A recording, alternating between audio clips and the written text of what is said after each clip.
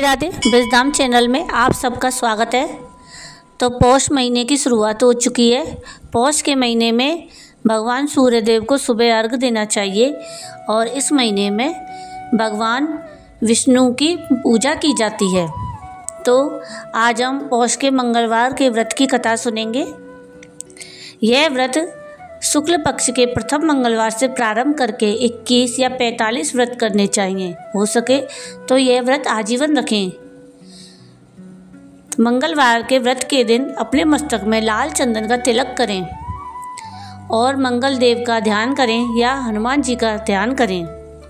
लाल रंग की वस्तुओं का उपयोग करें। रात को लाल वस्त्र पहनें। मंगलवार के व्रत की कथा इस प्रकार है।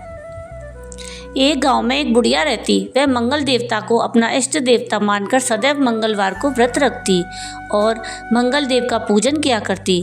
उसका एक पुत्र था जो मंगलवार को उत्पन्न हुआ था। इस कारण बुढ़िया उसको मंगलिया के नाम से पुकारा करती। मंगलवार के दिन वह ना तो घर को लीपती और ना ही पृथ्वी को खोदती।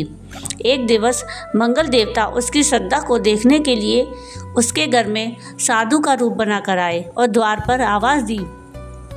बुढ़िया ने कहा, महाराज क्या आज्ञा है? तो साधु कहने लगा, बहुत भूख लगी है, भोजन बनाना है। इसके लिए तू थोड़ी सी पृथ्वी लीप दे तो तेरा पुण्य होगा। यह सुनकर बुढ़िया ने कहा, महाराज आज मंगलवार की व्रती हूँ, इसलिए मैं चौका नहीं लगा सकती।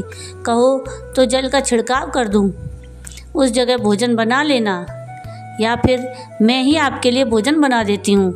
तो साधु कहने लगा, मैं गोबर से लीपे चौके पर ही खाना बनाता हूँ। तो बुढ़िया ने कहा, पृथ्वी लीपने के सिवाय और कोई सेवा हो तो मैं सब कुछ करने के लिए तैयार हूँ, परंतु गोबर से लीपूंगी नहीं। तब साधु ने कहा कि सोच समझ कर उत्तर दो, जो कुछ भी मैं कहूँगा वह तुमको करना होगा।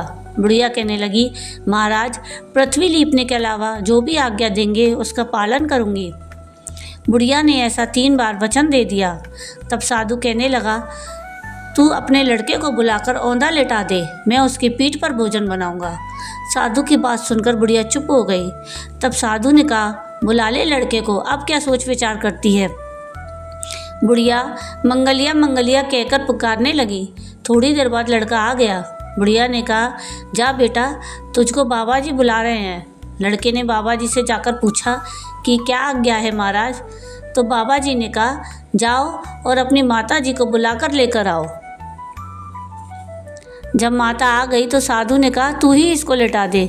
बुढ़िया ने मंगल देवता का स्मरण करते हुए अपने लड़के को औंधा लेटा दिया और उसकी पीठ पर अंगीठी रख दी। बुढ़िया कहने लगी, हे महाराज, अब आपको जो कुछ करना है आप कीजिए, मैं जाकर अपना काम करती हूँ। साधु ने लड़के की पीठ पर रखी हुई अंगीठी में आग जलाई और उस पर भोजन बनाया। जब भोजन बन चुका तो साधु ने बुढ़िया से कहा, अब अपने लड़के को बुलाओ, वह भी आकर भोग ले। बुढ़िया कहने लगी, यह कैसी आश्चर्य की बात है कि उसकी पीठ पर आपने आग जलाई और उसे ही प्रसाद के लिए बुलाते हैं। क्या यह संभव है? क्या अब भी आप उसको जीवित समझते हैं? आप कृपा करके उसका स्मरण भी मुझको ना कराइए और भोग लगाकर जहाँ जाना हो जाइए। साधु के अत्यंत आग्रह करने पर बुढ़िया ने जो ही मंगलिया कहकर आवाज़ लगाई, त्यों ही लड़का एक ओर से दौड़ता हुआ आ गया।